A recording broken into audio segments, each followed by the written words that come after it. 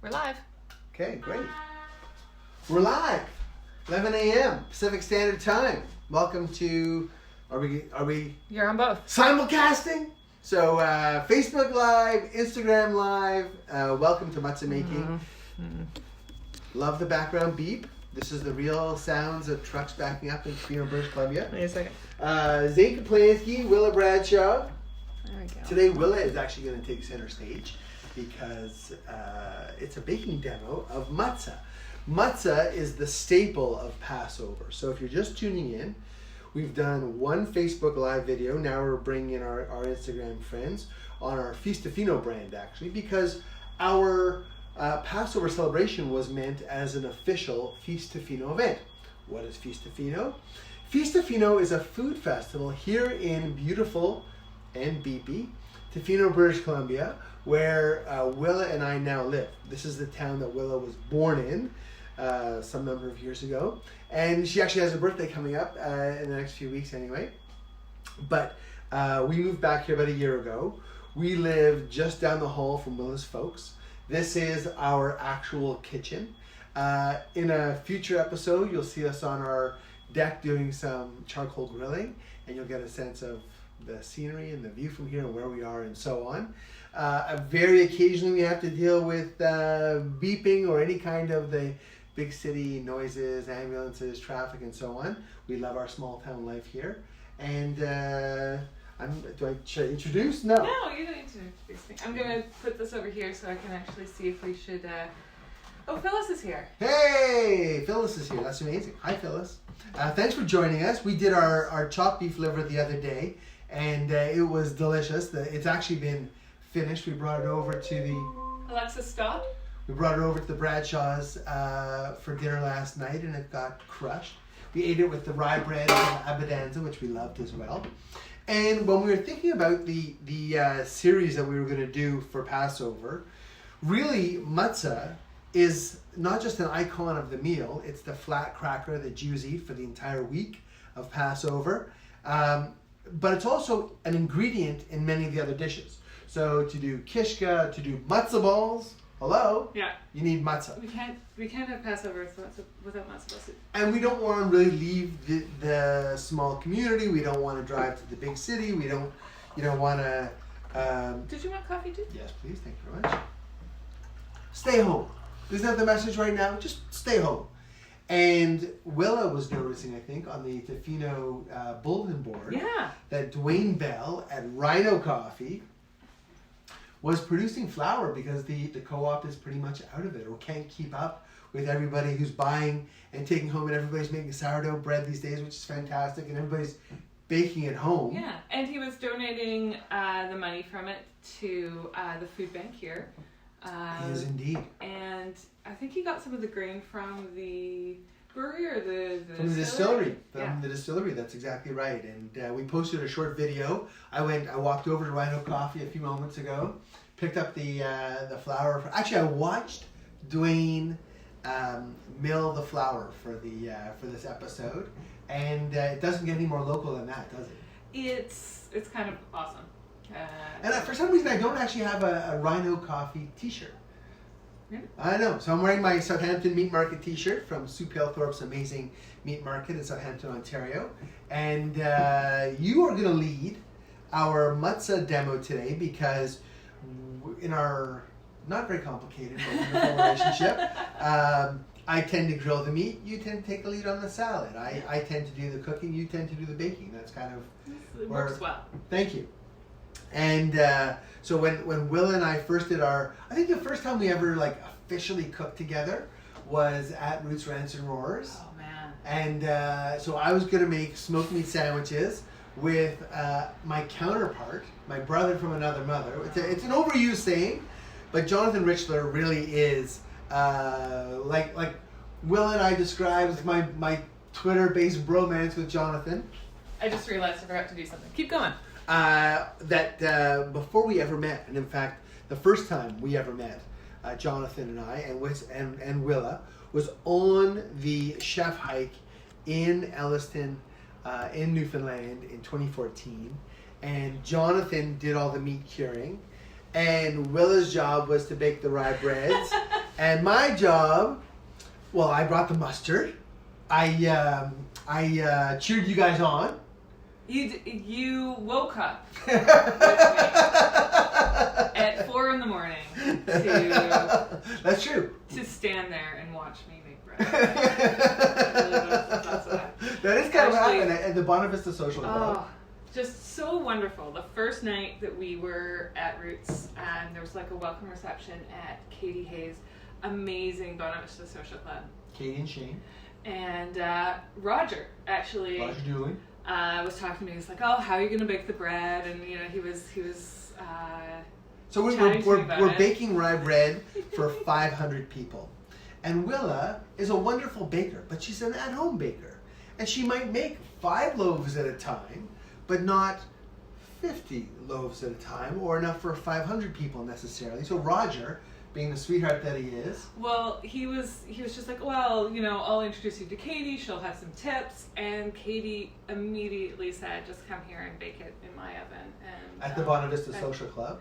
They have an amazing oven made by her father, brick, wood fire oven. So you know, both Katie and Roger are also chef professors at the College of the North Atlantic. That's right. In Bonavista, and the college itself has been the backbone of Roots, Rants, and Roars for many, many years, and we're really proud of the education, the playing it forward that both Katie and Roger do as teachers at the Kona. Yes. College of the North. We love those guys, and that every year that we've been at Roots, that's the center of our activity, because we 3 years we've been chefs from away, and 2 years we've been hosts. That's right. And we're looking forward to being with you again next October in whatever role we'll play. You couldn't keep us away from that place. No. Thank you. I'm there. This year for sure. Okay, so we have we're making matzo. We'll decline that call. We're in the middle of making matzo. Willa's going to take the lead. Neither of us have ever made this before. I have a better idea of what it's supposed to taste like, but you're the baker. And you also have a better idea of what it's supposed to look like. True. So I'm going to rely on you for thickness and criticism. For criticism. So the thing I started looking into doing matzo. You know what? The first thing I'm going to wash my hands. That's what we tell our kids when we 20 do seconds. Cooking classes. That's right. So Will and I are also the instructors at the Wickeninish Public School. We teach the after-school chef program, otherwise known as Cooking with Willa. And it is. And we have gotten so much pleasure out of teaching the children of this community how to make everything from dals and vegetable soups to smoothies and burritos. Burritos. We've done Nanaimo bars. The Nanaimo bars. We did gingerbread cake. And we love the fact that the parents and the kids tell us that they take the recipe books that Willa makes for them, and they continue to make the food that we taught them to make, and they make it with their families, and they do this kind of thing, which is wonderful. Yeah. So my sleeves are rolled up, my hair's tied back. Amazing. Food safe, guys. Okay, they didn't see me wash my hands. I did wash my hands before the show. I'm going to do it again right now. So anyways, I was reading about matzo, and there's a reason people don't make matzo. It goes like, I mean, matzo's generally used at Passover. Do you use it other than matzo ball soup, do you use it any other time? So that's a great question. That's a truly great question. And typically in our house, you only find actual matzah at Passover time. And matzo ball soup was always that special Passover dish. But because matzo ball soup is as amazing as it is, it's kind of, we call it Jewish penicillin. It's what if you break your arm or break your heart, you'll want a bowl of matzo ball soup to help you feel better. And but that's a great question, because typically it was just a Passover treat. But no, I think except for my Uncle Harvey, I think he's the only person that I know who likes to eat matzah throughout the year. Hi, Uncle Harvey. Just celebrated his birthday, actually. Happy birthday, Harv. So, obviously our kitchen isn't kosher. We aren't kosher. Hey. I'm not Jewish. Surprise! I was looking into it, and there's many rituals that go into making matzah kosherly. You know, getting everything blessed. The flour has to be kept away from water, which is a really hard thing to do, and you know, just the moisture in the air. But it needs to be watched from reaping all the way through milling, and then kept separate and dry before use. So kosher is an entire other conversation, and I saw that Annette Cohen was online and commenting.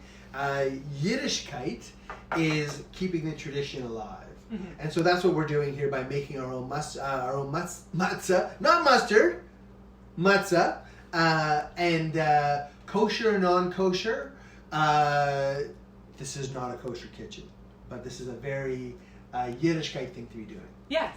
So, so the other tricky thing about making matzah is if you're going to make it kosher for Passover, it has to be done in 18 minutes. Okay, so there are two kinds of kosher. There's regular kosher, and then there's kosher for Passover. Okay.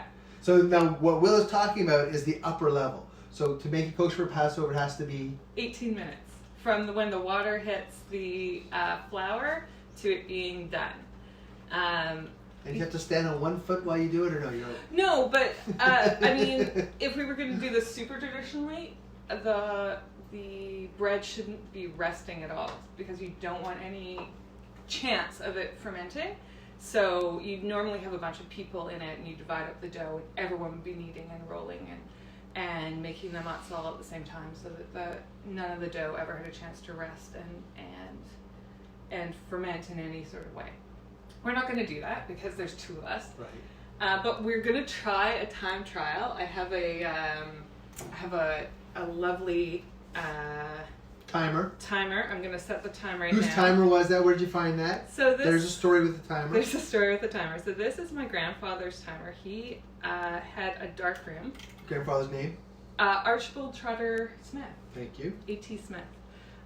So this is his darkroom timer, which... I was a photographer, took beautiful photographs, and consequently this was Willa's maternal grandfather, Jenny's father. That's right. And actually... I have to go change all my security questions to my bank accounts. I'm joking. Cousin Wesley is an artist and uses your mutual grandfather's photographs as the basis for a lot of his artwork. That's right. Super cool. I was. So I've set it up. I think it has enough. It's a winding, like it's old. Wind-up timer. It's super old school. Hope I didn't break it. 18 minutes. My job's breaking. 18 minutes. I'm going to see if we can do this whole recipe from start to finish. Get it into the oven. So we had looked for a pizza stone. We couldn't find a pizza stone in town that was the right size and shape and so on. But Andrea Bradshaw, Willa's sister, found a lava rock. Yes. It's a slab that's in our oven right now. We cured it yesterday, which meant baking it at high temperature with olive oil brushed on it. That's right. The cheapest, nastiest olive oil we could find. That's right. I want to use the good olive oil for a seasoning. That's And so we're going to try baking on it today. This is our first attempt at matzah. When and how do we start? 15 minutes. So, we are going to measure out 4.5 cups of flour. So, like Zane said, we have flour that was freshly milled today, Dwayne Bell. So this is all-purpose flour, and he gave us some grainy flour as well. So in Dwayne's German handmade flour milling, grain milling machine, it's incredible. He has a cousin in Hamburg who helped him acquire this machine from a German company that's been making flour milling machines for generations, and has been learning how to do it and is using this downtime to teach himself more about this machine and this process. But Dwayne actually milled these himself by hand, and there's 3 compartments in the milling machine. There's the all-purpose flour that comes out of the first compartment. There's a grainier, is the grainier. The grainy that Will has got now. And then there's a super husky, sort of, it's like a semolina type of product. Wow. Amazing. That's the most coarse of, I guess, the whole separating the wheat from the chaff concept, or the germ from the husk. I think the way it goes with wheat grains. So we've decided to go half and half. So Dwayne gave us 1 kilo each of the all-purpose. Great. And 1 kilo of the grainy. You need a bigger bowl, I think. I wanted to use the glass bowl because I want people to see what the we're visual. doing. It's funny. Yesterday when I did the other day when I did my chopped liver demo, you were like, "Hey, let's do a presentation." I'm like, "Why? It looks fun." But no, I realized you couldn't even see it at home. So. So this is 4.5 cups here. Do you want a bigger bowl? Kind of. Yeah, I do. Okay. So we'll just have to tip the bowl up to show you what we're up to.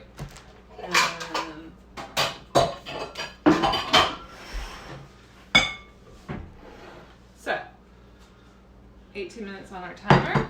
Did you start it? Not yet. Okay. This is our salt. It's a teaspoon of kosher salt. We have, what is this? 2 tablespoons of olive oil. And I'm going to mix this in first, start the timer, and then add, I think. That's what I'm going to do. What do you? Decisions on the fly. I'm going to be rolling. Is going to be my main job. Your main job is going to be to roll. Okay. So we cleaned off and we antisepticated this. Yeah, before we even started, we cleaned off. You guys made up a word. So we've disinfected the countertop. We have. We'll be rolling directly on the countertop. We will. I'll clear up a little bit of space then, I guess. Yeah, I'm going to start the timer. Hit it! Okay, here we go. You can hear it ticking away.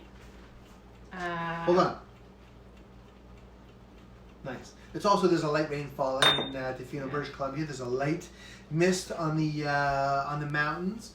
And what is it, like 8 degrees? Something like that, I'm sure. Should we ask Alexa? Alexa, what's the temperature? Right now, it's 5 degrees Celsius. 5 Today, degrees. expect a high of 7 Cooler than I degrees. thought. Cool. So, off the table as well, I guess. no, we're going to need some to dust the surfaces, Very good. actually.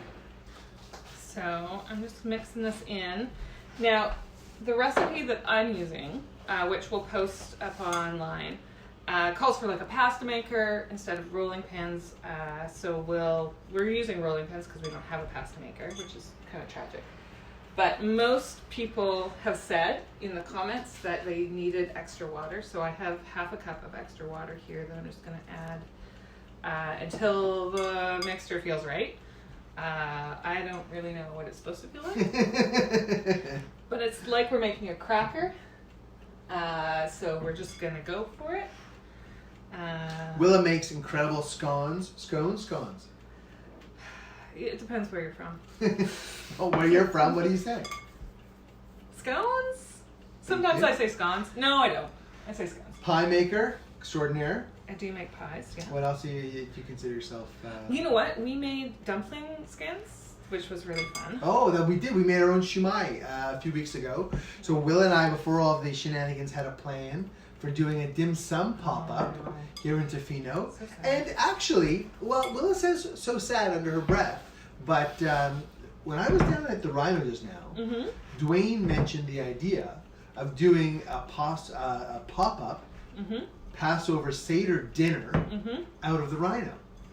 Sounds Which amazing. means that we could do that kind of thing if he wants to let us use the kitchen for our dim sum pop-up too. Oh, that's amazing. That's so kind. It could be a takeout. Yeah, I mean, the nice thing is, then it's a takeout thing, and then you know how many people you've sold to ahead of time. So watch our Feast Tofino Instagram or our Facebook feeds and find out more information about those kinds of events. Guys, I'm adding way more water than... So originally there's about a quarter cup, and now she's adding a little bit more. 3/4 a cup, and I added a half cup already, and I'm just add a little bit more.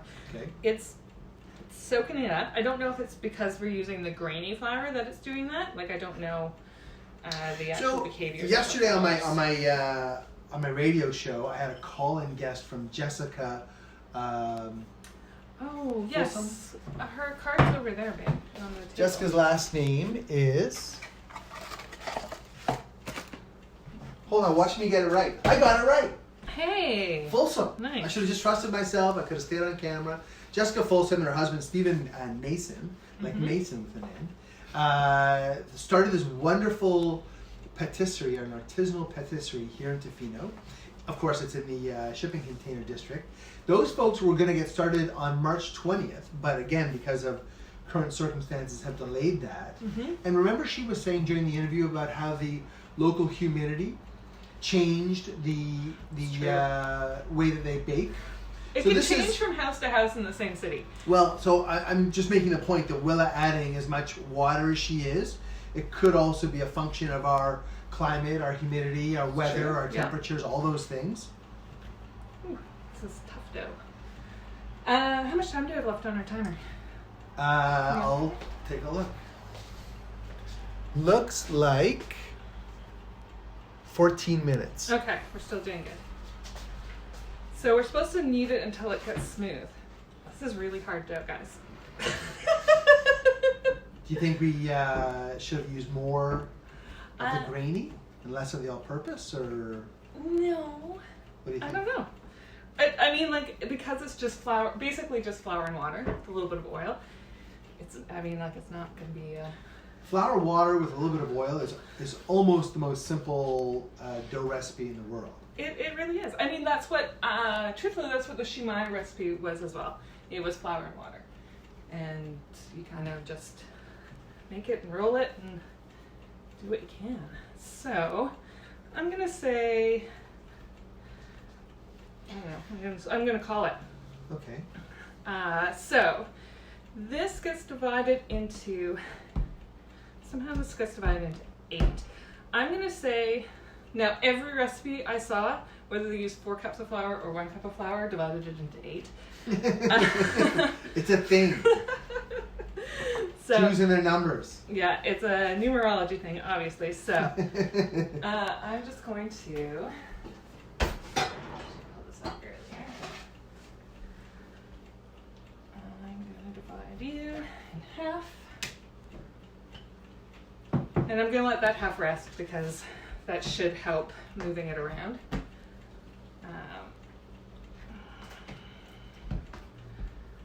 Okay, and half again.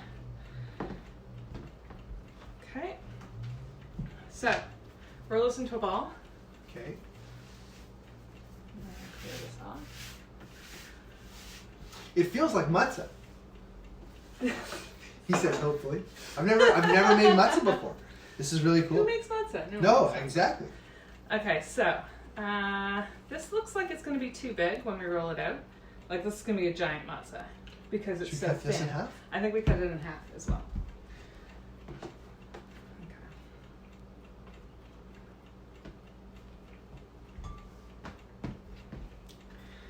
So roll that into a ball. Roll in, roll in, roll in. Okay, this feels a bit better. Okay, so here we go. Pound it down into kind of a circle or a square or whatever you want to do. Yeah, Where the so instructions there is every different shape. Well, 2 really. There's 2 shapes to matzo. Square or round. Okay, so And I'm agnostic in the square versus round eternal debate. Okay, so I'm not gonna turn on the fan. I'm gonna risk it. So we have some rolling pins. Yay. We have this one as well, which is like a pie rolling pin. That belonged to my Nana, Thelma Goodman, the Thunder and Thelma herself, and this is a French style. Yes, and since I don't know how to use it and you don't know how to use it, we're going to, I know treat it that like an there's artifact. like a thing with the turning, and someday I will learn. So this one. We were going to have Bruno Feldeisen from CBC come to Tofino. Maybe this is the kind of thing that he can show us how to use my Nana's rolling pin.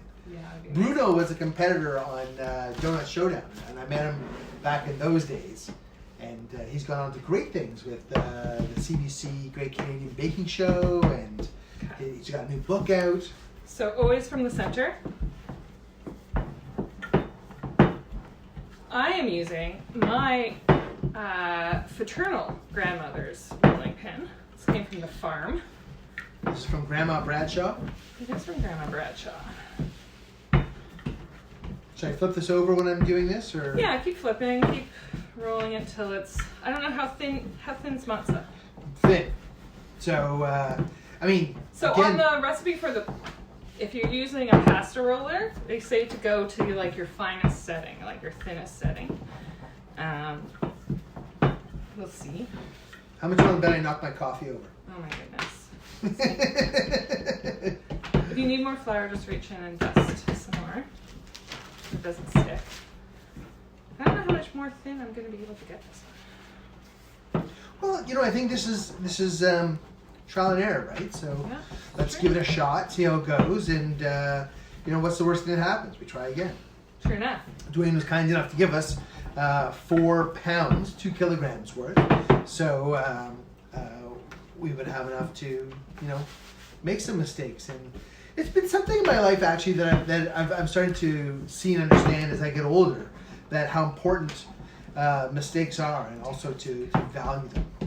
Okay, so I am calling mine, and we'll just try it at this thickness. It's like, I'd say 2 or 3 millimeters thick. The next thing you do is you poke it with a fork. Now, they also called for a prescribed number of holes. In 18 minutes. 25 times on one side, flip it over 25 times on another side. Wow.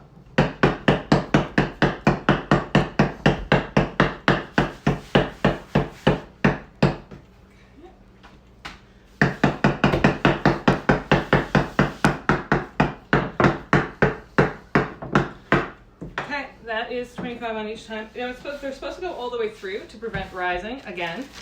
Our oven's at 500. That's why there's holes in matzo, so it doesn't rise? Yeah. Huh. So I'm gonna just flip it onto our stone. How's yours looking, Zane? 'Cause I think I'm ready to you wanna do your do my punching. holes. 25 on each side. 25 on each side.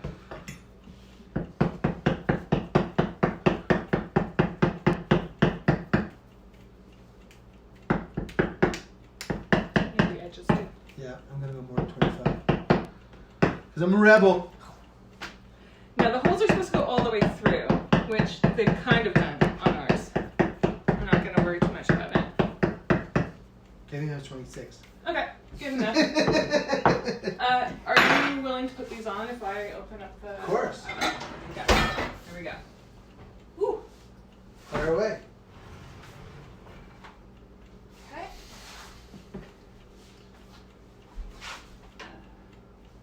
Fit? Yep. Careful.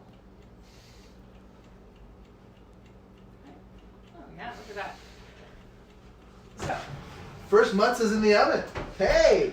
we're gonna... That's exciting. Yeah, so we're gonna keep going. We're gonna keep going. Because you need a lot of matzo to make anything. Anything. So matzah meal as a powder is basically you take the matzah and then you, how long does it go in the oven now? So I have seen anything from 30 seconds to 2 minutes. Wow. I can see So it bubbling up I already. can see it bubbling. So we're gonna... Should we turn on the oven cam? Oh, I really haven't... I'm sorry. Alexa, set a timer for 30 seconds. So we'll try 30 seconds and 30 then seconds, starting now. we'll see how that goes. Should I see how much time we have on the whole shebanger? Yeah. So I think we're at 6 minutes now. Are we going to be able to get all of it done? All of it? You're supposed to have it all done in 18 minutes, guys. This whole the whole batch? batch. Oh man, I would have been rolling faster. I forgot about the timer. 18 minutes. 18 minutes. Yes. And their superstitions.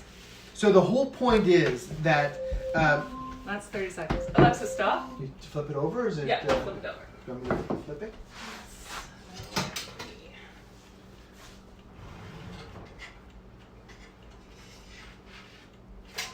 Okay, it's not okay. Okay, so maybe a minute on the other side? Yeah.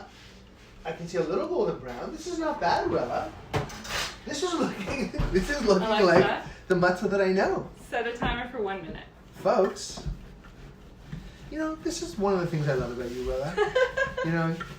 Never in my life. I'm 51 years old.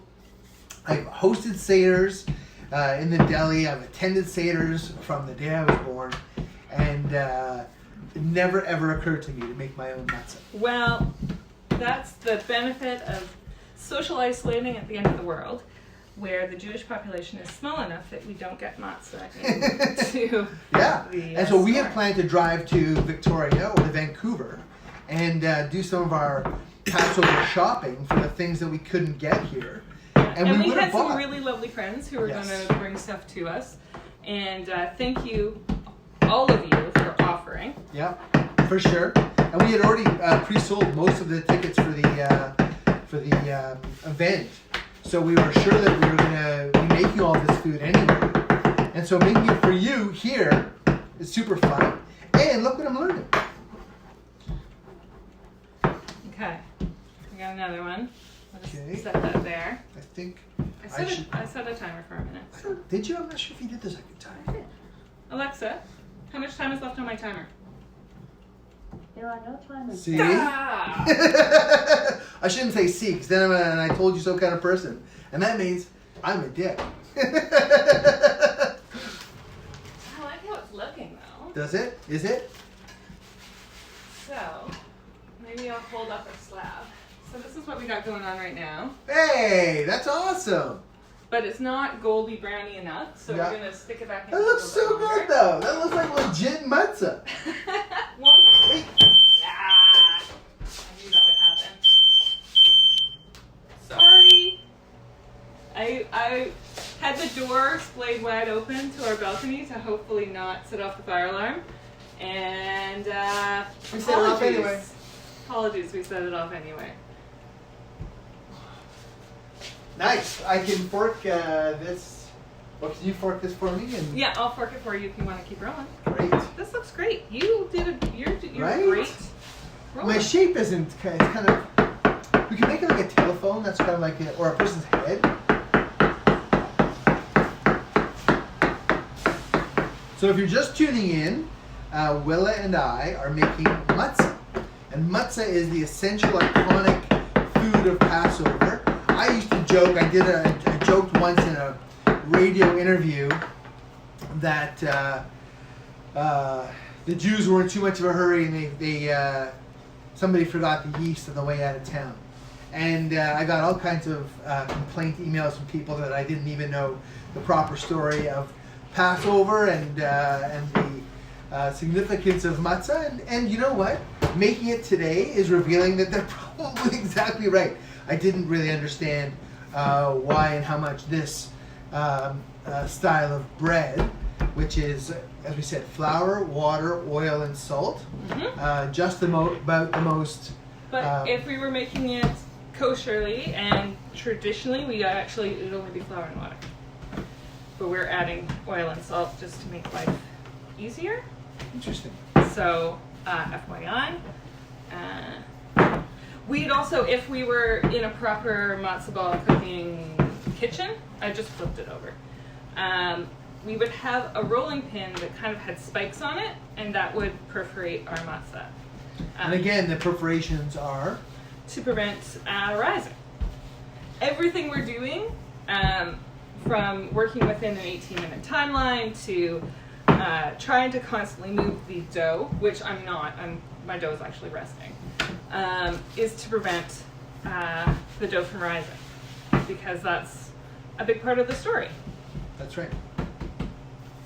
And it was essentially the story of Moses, the baby who was sent down the river by his mother to try and save his life from the killing of the firstborn decree of the Pharaoh back in the old days of slavery in Egypt. And then he grew up, of course, because he was adopted by the Pharaoh's daughter as a prince and within the Egyptian Empire. And then got the call from the burning bush to lead his people out of the... Set my people free. Set my people free. Moish says, I think this qualifies as shmura, S-H... Shmura matzah. Thank you, Moish. Moish Greif? Moish Greif. Hey, Moish Greif is here. So I used... thanks, Moish. That's so sweet of you to say. I used Greif's bagels in our deli in Toronto for years and years and years, and love to eat them at home as well. Moish is part of the Gripes bagel. That's our timer. I just pulled our matzo out. That's the first batch.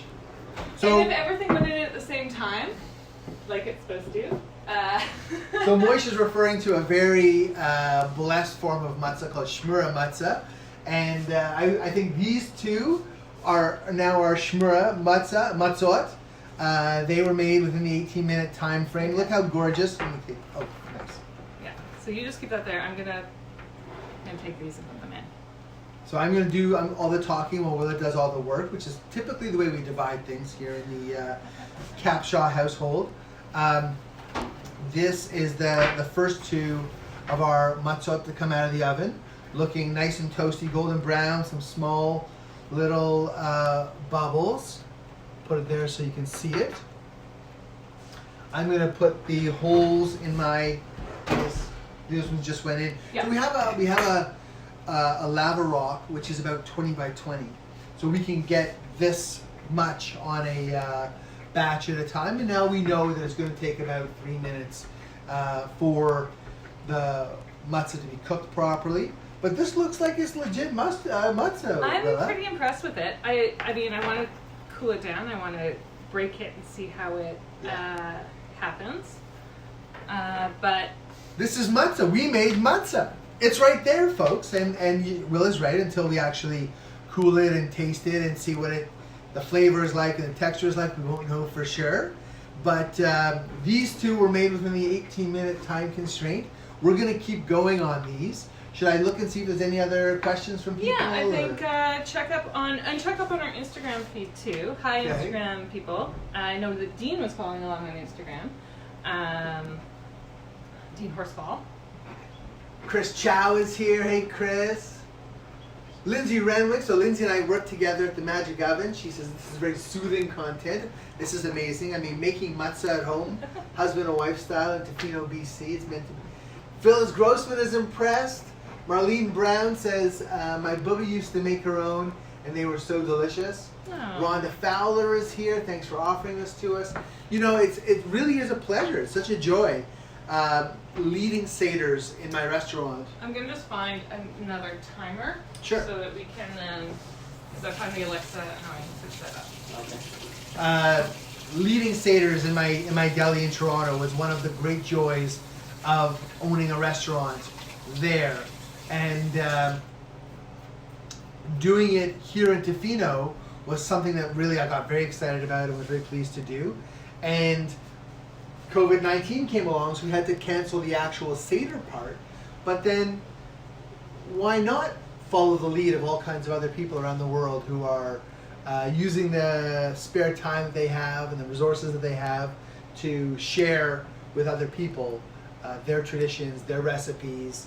And we started Friday with Willa's discovery of beef liver in the Co-op grocery store just down the road. Liver is something that doesn't sit around. So once you have it, you have to use it. And we made liver steaks for her folks that night.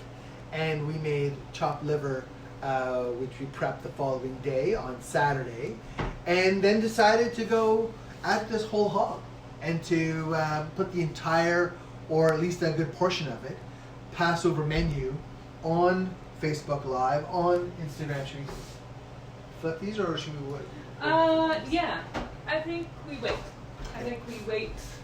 I'll use that as a timer and we'll say one more minute. So most of these are either traditional Kaplansky family recipes, things that, for example, yesterday's chopped liver, I call it Eleanor's chopped liver because Eleanor is my mother and she taught me that chopped liver recipe. This matzah we got off the internet. Yeah. Should we say it was from Culinaria? And that's the website that we found it on. Who knows who they ripped it off from? But maybe they they said it was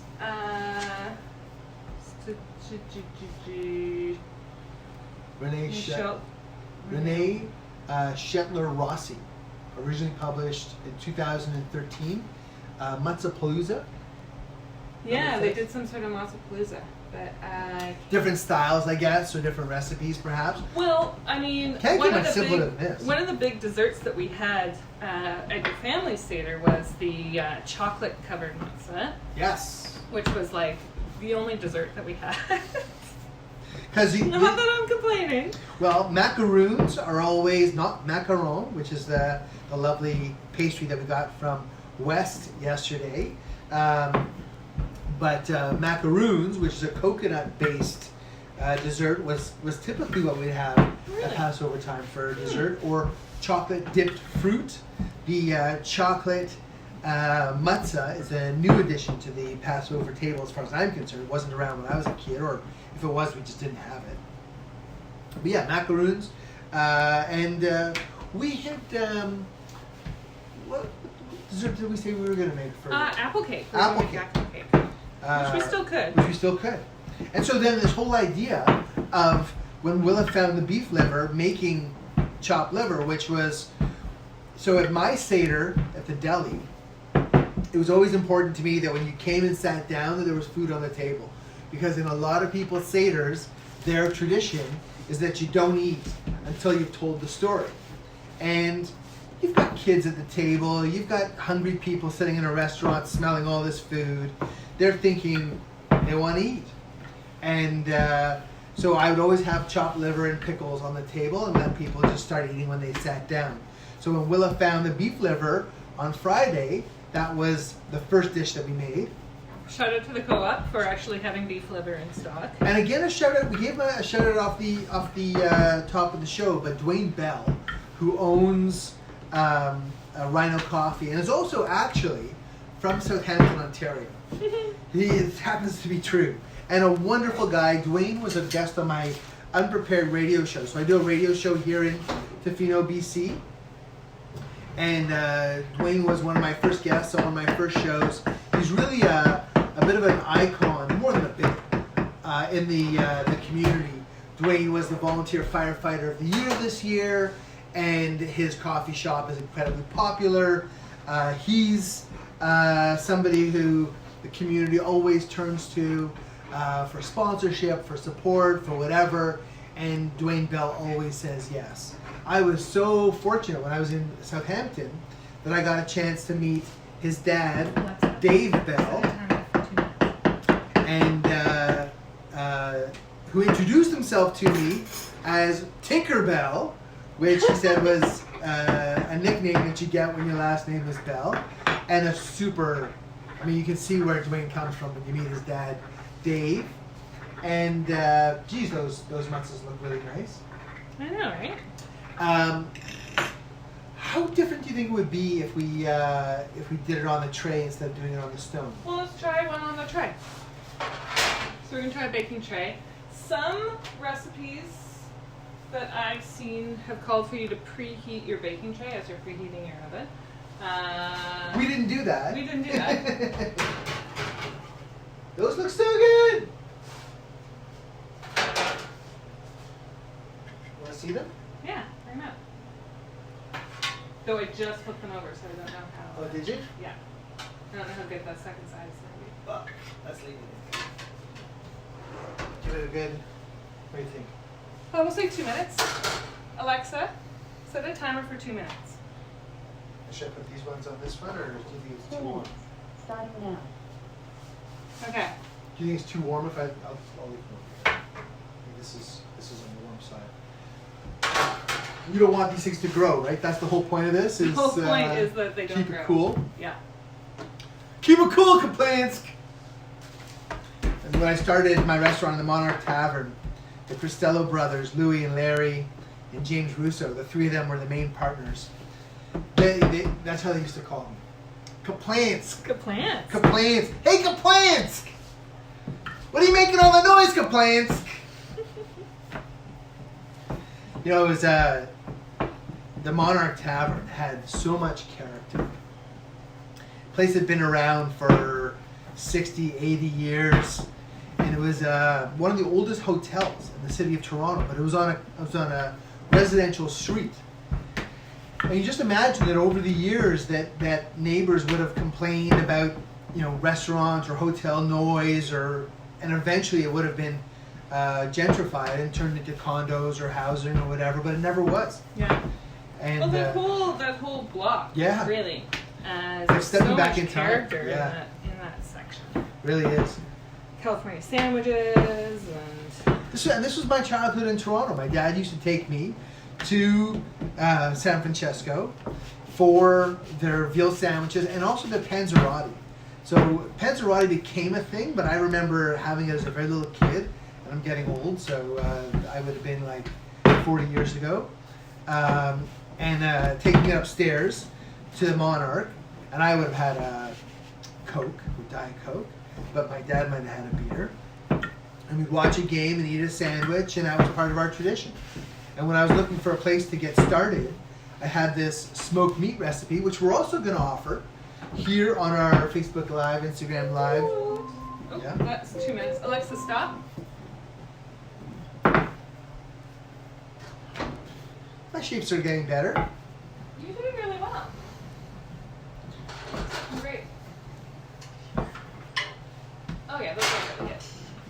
I think about 2 minutes, 2-3 minutes each side, but we're calling it that. How are the ones in the tray looking? I have not really looked at them. They're not, I mean, they just went in, right?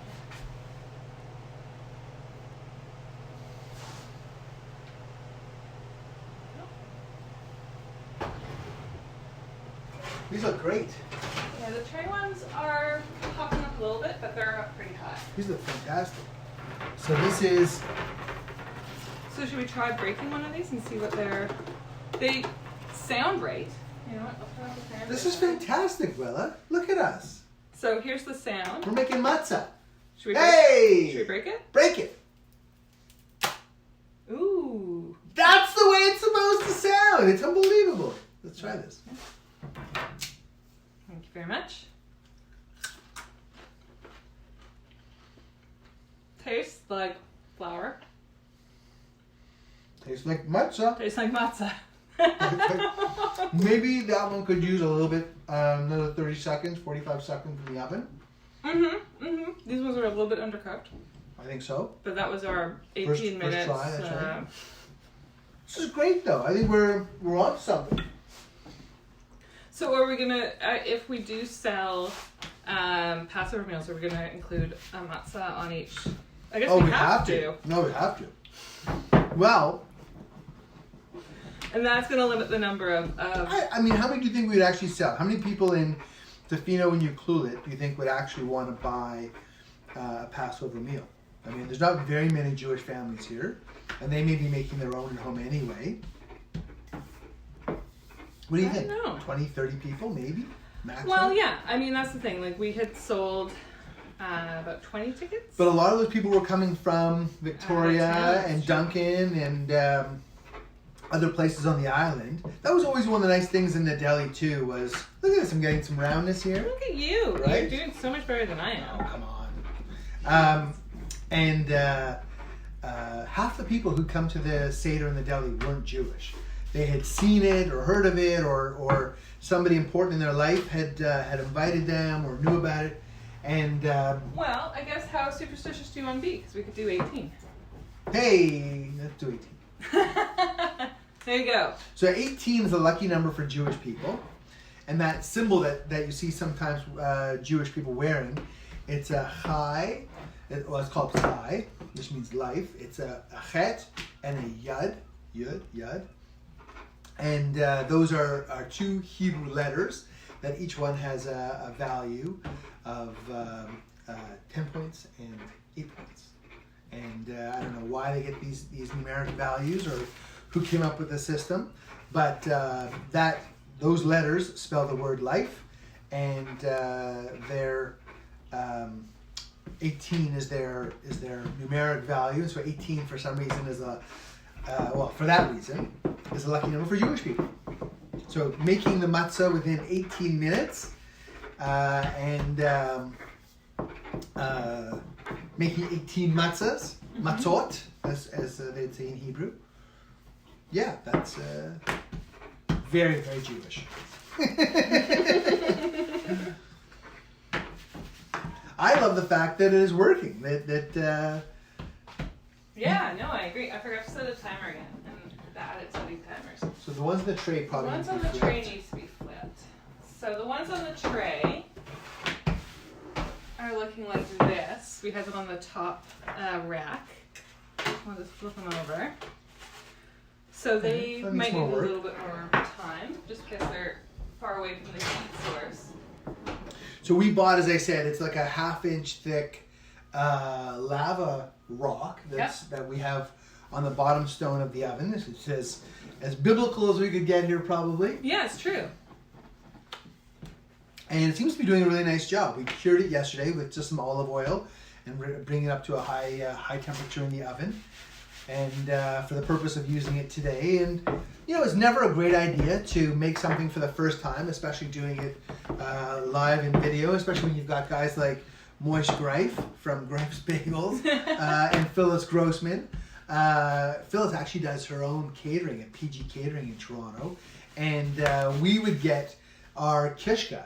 My mother would buy her kishka from Phyllis, and as I said on the chopped liver demo yesterday, Will and I were honored to be invited to their home, Phyllis and Saul, and they would often bring by treats in the deli for me as well. And so it's lovely to have our friends along watching us today. Mm-hmm. And so far so good. I'm really surprised and impressed at how well. Yeah, no, I'm kind of surprised. The first ones were a little bit undercooked. I think these ones are going to be better, but it has the right snap to it. It has the right look to it. Yeah. So are you saying we're going to get 18 pieces of matzo out of this batch? No. 8. 8. Oh no, we're actually getting 10. I don't know how I subdivided it, but 10. We're getting 10. Okay. So we'll get 10 sort of personal pan matzo size pieces of matzo out of this recipe. Mm-hmm. We'll probably want to double this if we're going to do this for something in the rhino. Yeah, so if we're making 18 for the rhino, plus, so most of these are going to get ground up to make matzo meal. That's true. We're going to throw them in the food processor. Yeah. And so matzo meal is just a meal made of matzo, and that's where matzo ball soup comes from. It goes into our kishka. So we're going to make a kishka tomorrow, which is a loaf-style kishka. So kishka has been often likened to a dumpling, or some people even say haggis, although it really doesn't have any offal in it, and it's stuffed inside of what's traditionally been an animal casing, or they've come up with artificial casings in the last number of years as well. And essentially it's a stuffing sausage. So flour, water, carrots, celery, paprika, and we'll add some other spices that we have here, stuffed inside of an animal casing. We're actually going to do ours in a loaf style, because the way we typically kishka is either in the restaurant we would serve it in a pool of gravy, and in our case we used a smoked meat gravy that we made from our smoked meat in the restaurant, which we're also going to make here on our channel. But Willa bought a beautiful brisket that I'm going to turn into smoked meat in a couple weeks' time, and we decided just to make our recipes for you and show you what we got, and then we'll enjoy it with our family. And then earlier today, as I say, Dwayne came up with the idea of possibly doing a Passover menu takeover at the Rhino, which is his wonderful coffee shop here in Tofino, BC. And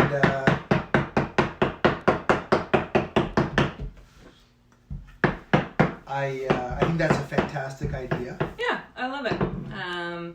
So limited number, obviously, 18. Yeah, I think 18 works, and we'll take pre-orders for it as well, so people will be able to let us know how many people in their family, and we'll put together your Passover meals for you. Yeah. These look fantastic, Willa. I'm really happy with them, actually. So I just flipped them over. Beautiful. I won't fuss. Is there anything more that we want to add, or before we let these people get on with their day? I don't think so. I mean, some recipes have called for you to brush them lightly with some oil, add salt if you want to. Like we said, you could probably top them with chocolate once they're dry if you want to make chocolate-covered matzo. They are very cracker-like. It's kind of like a saltine without salt. But no, I don't think there's anything else. Tomorrow we're making kishka. We're gonna Dry like the Sinai. Sorry, couldn't resist that one. We are going to make kishka tomorrow. We're going to put up the ingredient list. Hopefully we're going to put up the ingredient list for everything so that you only have to go to the grocery store once. So that's our big plan there. So We're going to try and spend the day today then putting together the ingredient lists for everything. Yeah. We're going to try and do the kishka tomorrow. And then we've already posted on Facebook and Instagram the entire menu and the dates. Yeah. Be 11 a.m. Pacific Standard Time. So thank you for joining us for the last 55 minutes. This has been fantastic to... Amazing. We didn't kill each other. Amazing. No. We work so well together. This is fantastic. And I'm incredibly proud of the fact that it's working. Yeah. And that we're actually making, you can see this beautiful matzo here. The second ones came out better than the first ones. I think they were just left in a little bit longer. Yeah. We could probably even rebake those first ones if we wanted to. If we wanted to. A little crispier. We will get about 10 of this size of matzo out of each. I probably should fork these ones again before they go. I didn't do the other side. You didn't do the other side. 25 fork pricks per side. Then we So flip it 25 over. times 4 is 100, so that's 200 pricks? 200 rolls? Is there a Because if there's a 3-time fork, that's right, because for Jews there's a number and a significance to everything. I'm sure there's a reason. Perfect. Is there anything to say before we say goodbye? I don't think so. 11 a.m. for tomorrow. joining us. We're going to make kishka together. We're going to try and put up our ingredients lists tonight. Kishka was pretty simple though, right? Yes, kishka. You know, I could probably find the kishka. You texted it to me? Yeah, I or did. You texted it to me. This one doesn't have my... Okay, flour, carrots, Celery. paprika, schmaltz. Oh, I got it. If you don't have schmaltz, olive oil.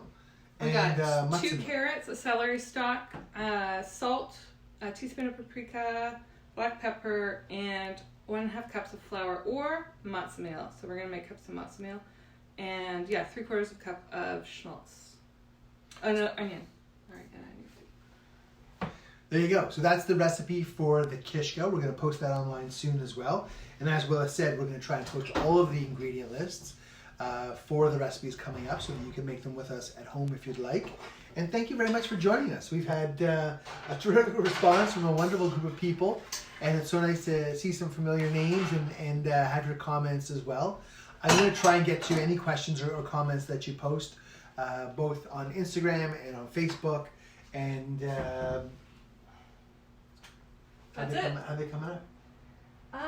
So one thing I did read, final note, make sure that you don't get them too brown, otherwise they do taste burnt apparently. So we might have over browned this one. I think that looks really good. I mean, it looks really good. We'll see how really it good. we'll see how it tastes. This is fantastic. I'm so, we took an idea and then we ran with it. Thanks, baby. Okay. See you guys all tomorrow. Tomorrow. Same bat time, same bat place. Yeah, I think Instagram, Facebook, this works well. Send us any comments you have, any questions you have, and thanks again for joining us. Yeah. Oh, hi, Eleanor. My mom is there? Yeah. My mom is there. That's so sweet.